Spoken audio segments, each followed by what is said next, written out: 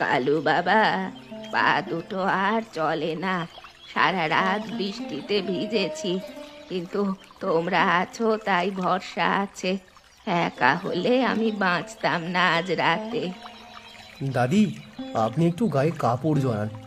এই এই নিন, আমার গামছাটা নিন, একটু আরাম লাগবে, একটু আরাম লাগবে।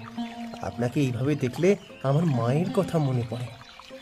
তোর মা ভালো মানুষ ছিল কালু, ওর মতো মেয়ে এই গ্রামে আর জন্মায়নি।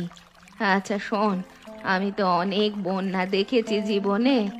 একটা কথা বলি, এই জল কমতে 3-4 দিন লাগবে। এত মানুষ এখানে, খাবার ছাড়া কি হবে? হ্যাঁ দাদি, সেটাই তো চিন্তা। রশিদের কাছে একটা খোড়া মুরগি আছে, কিন্তু রান্না করব কিভাবে?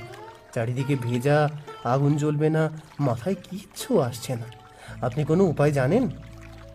শোন কালু, আমার দাদা বলতো মাটির নিচে রান্নার কথা। ওপরে ভেজা হলেও একটু গভীরে মাটি শুকনো থাকে। গর্ত খুঁড়ে তার মধ্যে আগুন জ্বালাতে হয়। কোনো হাঁড়ি লাগে না, কোনো উনুনও লাগে না। মাটির নিচে রান্না? এইটা তো আগে কোনোদিন শুনিনি দাদি, কিন্তু কাজ হবে তো? হবে বাবা, হবে। ধৈর্য ধরে করতে হবে। যা, শুরু কর।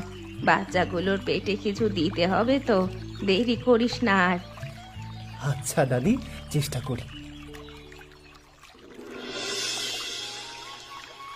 রশিদ, এখানে মাটি একটু শুকনো মনে হচ্ছে। গাছটার গোড়ায় দেখো, শুকনো পাতা ডালপালা আছে। হাত লাগাও একটু, একা পারছি না। দেখো, এখানে সত্যিই শুকনো। দাদি ঠিকই বলেছে,